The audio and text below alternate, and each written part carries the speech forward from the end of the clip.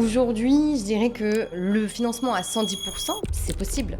Alors c'est possible, mais pas pour tout le monde. Chaque banque a vraiment son cœur de cible. Un courtier aujourd'hui, en tout cas pour ma part, c'est d'accompagner le client et surtout qu'il soit tranquille d'esprit. C'est pas qu'une question de taux, d'assurance ou autre, mais aussi surtout de se dire, ok c'est bon, c'est ma courtière qui gère. Aujourd'hui, je suis tranquille, quoi. On vous ment sur le financement immobilier. On va démonter 7 idées reçues sur le financement en compagnie de Jade Millard, experte en financement, courtière, qui travaille avec RG et qui accompagne tous nos dossiers. Jade, comment ça va ? Ça va très bien et toi ? Bah écoute, super.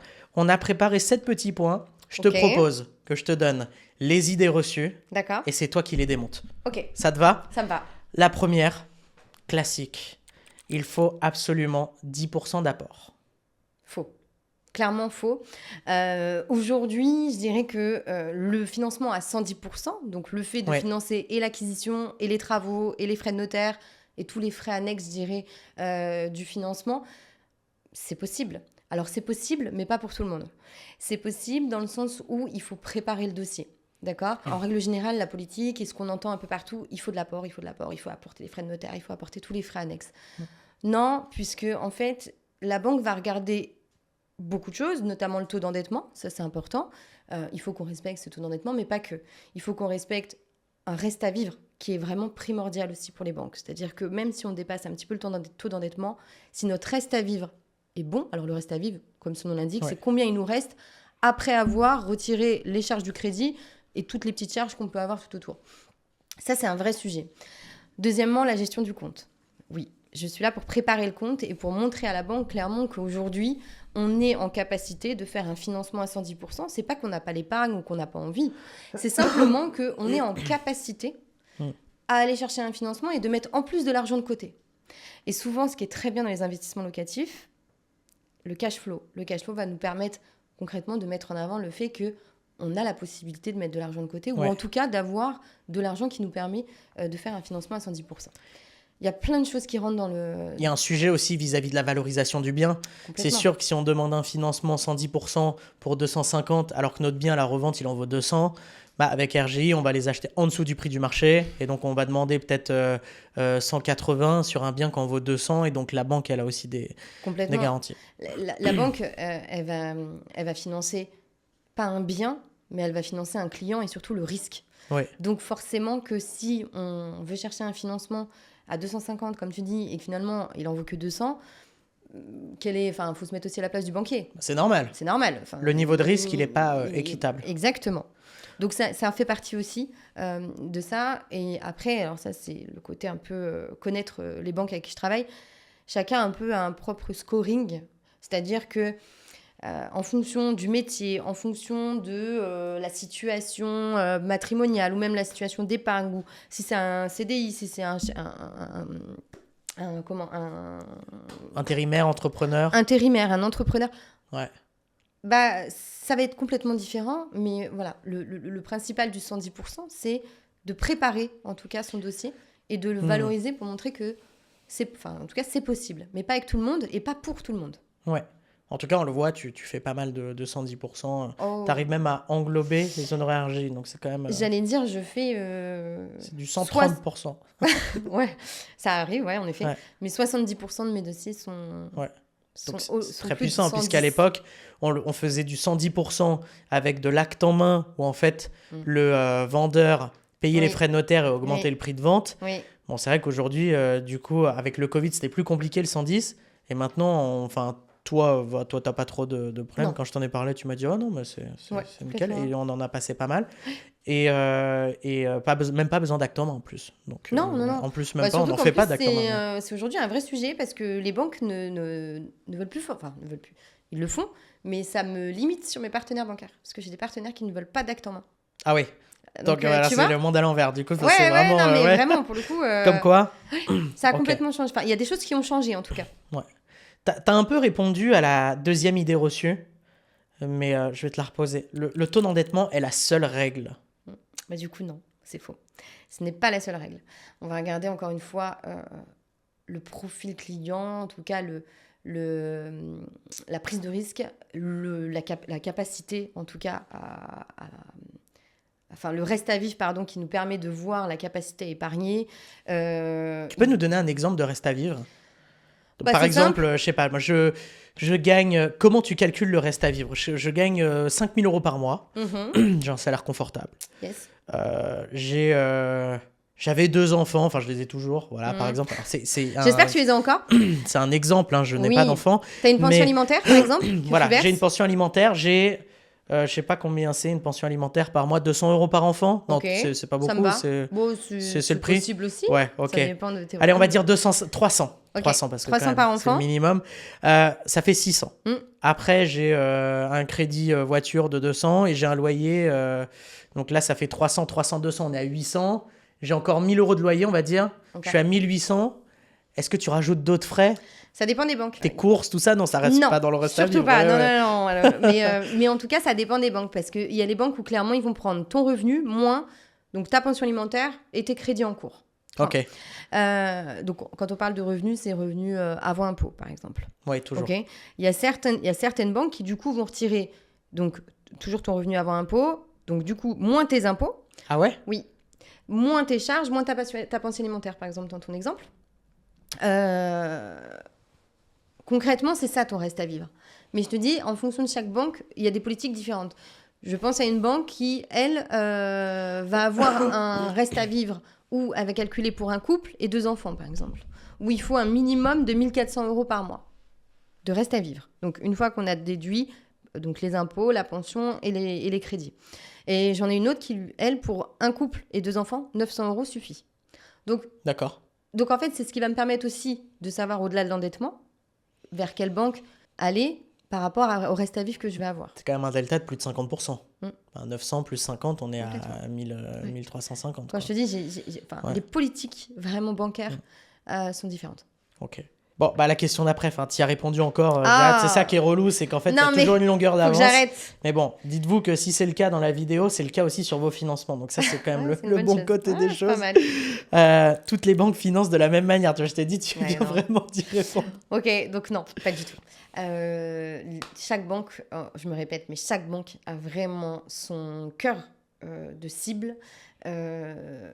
C'est bête, mais par exemple, un fonctionnaire, je sais directement vers quelle banque l'accompagner, puisque ils ont des produits pour les fonctionnaires. Que ce soit, quand je dis des produits, c'est pas des produits bancaires tels que l'épargne ou de la prévoyance. Ça va être par rapport au prêt immobilier. Je sais que le fonctionnaire, je vais l'accompagner vers cette banque-là ou vers ces banques-là, parce que ce n'est pas le seul à le proposer, puisque les frais de garantie sont divisés par 10. Mais vraiment par 10, hein, d'accord ? Des frais de garantie, je m'explique, donc soit l'hypothèque, soit l'organisme de caution. On priorise toujours l'organisme de caution en règle générale, parce que les banques n'aiment pas trop partir sur l'hypothèque, mais ça nous arrive. Et en fait, cet organisme de caution, en règle générale, ça peut être jusqu'à 2 à 3% du montant financé.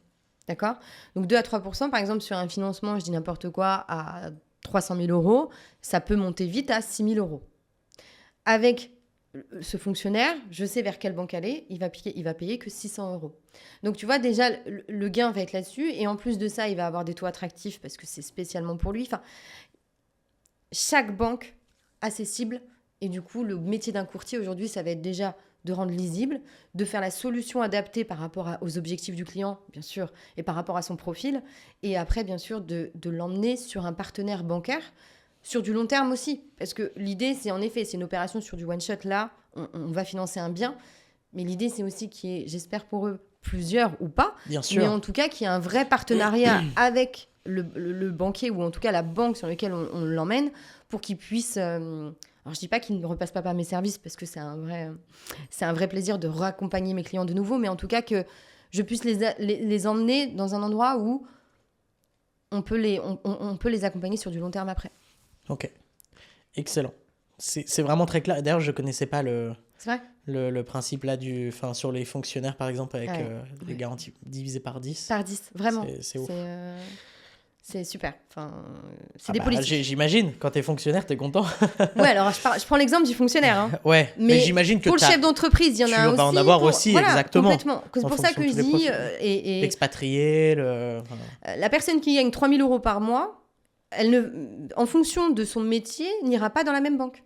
Et souvent, j'ai des clients qui me disent « Mais attendez, je comprends pas, moi, mon ami m'a parlé de telle banque qui faisait telle condition, j'y suis allée, je comprends pas pourquoi ils me l'ont pas fait à moi. » Bah, votre ami, il est salarié et vous êtes intérimaire, donc voilà. Ouais, voilà. Ou alors votre ami est ouvrier, vous êtes employé. Bah, voilà. Rien que ça, ça change la donne. Oui, complètement. C'est faux.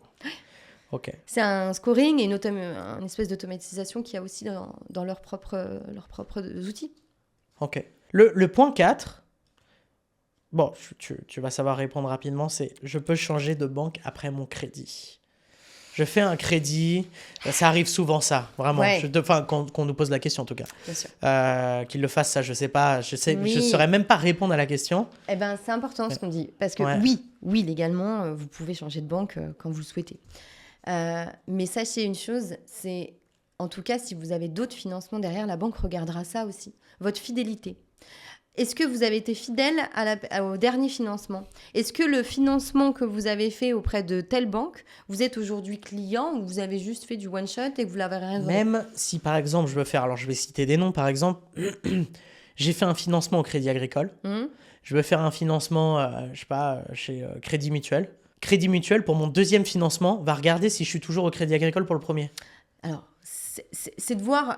C'est possible. C'est possible, en fait. C'est possible. C'est de voir si aujourd'hui, tu es quelqu'un, on va dire, de fidèle, entre guillemets, ou si tu es quelqu'un de plutôt volatile. Et dans ce cas-là, est-ce que tu feras pas la même chose avec eux ? Ouais. Donc, oui, on peut changer de banque. En tout cas, quand j'accompagne mes clients en banque, il y a souvent ce sujet de... Et de toute façon, le cahier des charges est défini en amont avec mon client. C'est-à-dire que quand je pars en négociation, je sais déjà s'il veut changer de banque ou pas. D'accord ? Donc forcément que quand on arrive au rendez-vous banque, pour moi, il ne faut pas qu'il y ait de surprise. C'est clair, c'est déjà vu en amont.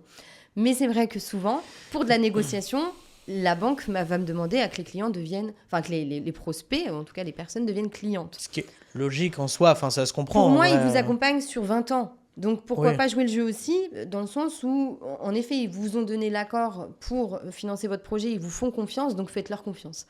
Après, bien sûr que je ne suis pas là pour faire le suivi client et savoir s'ils ont joué le jeu ou pas. En tout cas, et surtout si le conseiller a joué le jeu aussi pour les conseiller et les aider dans leur boc au quotidien, je dirais.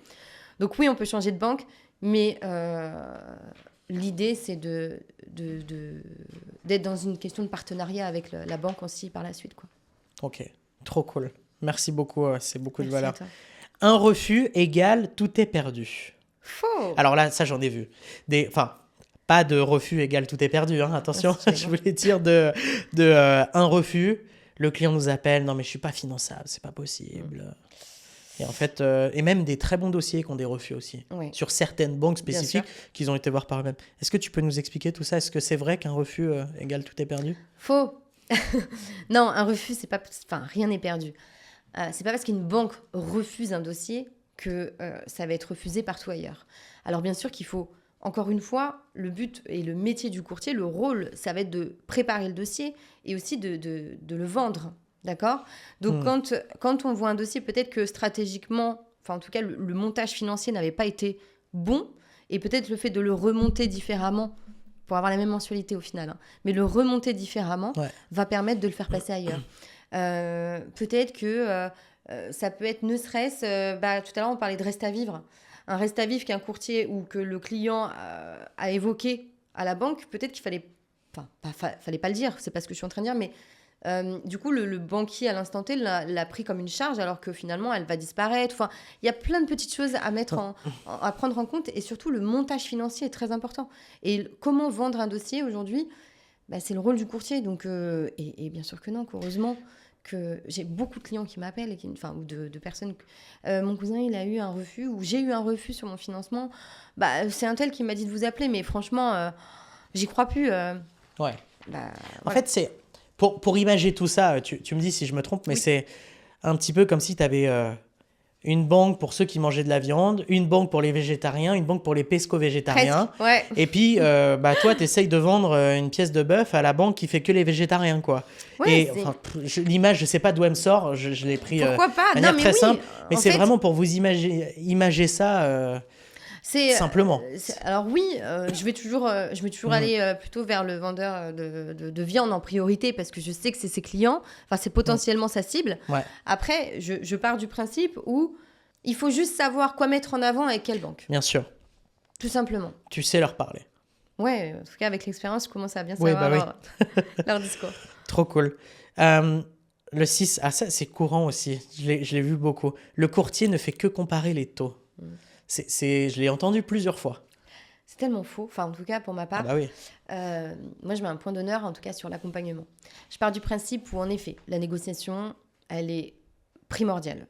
D'accord ? Parce que le taux d'intérêt est important, faut que les intérêts soient le plus bas possible. Et encore, certains clients me disent non, mais moi, fiscalement parlant, je veux... Enfin, bref, c'est un autre sujet. Ouais. Mais tout ça pour dire que non, c'est complètement faux. Un courtier aujourd'hui, en tout cas pour ma part, c'est d'accompagner le client et surtout qu'il soit tranquille d'esprit. S'il paye un courtier, et en plus, sachez qu'un courtier est soumis à résultat. Donc, c'est si et seulement si le client signe à la fin chez le notaire avec mon offre de prêt. Ouais. Donc, mon objectif à moi, ça va être vraiment de l'accompagner jusqu'au bout. Vous imaginez bien que voilà, le but étant que j'aille jusqu'au bout aussi avec mon client. Donc non, il y a tellement d'étapes.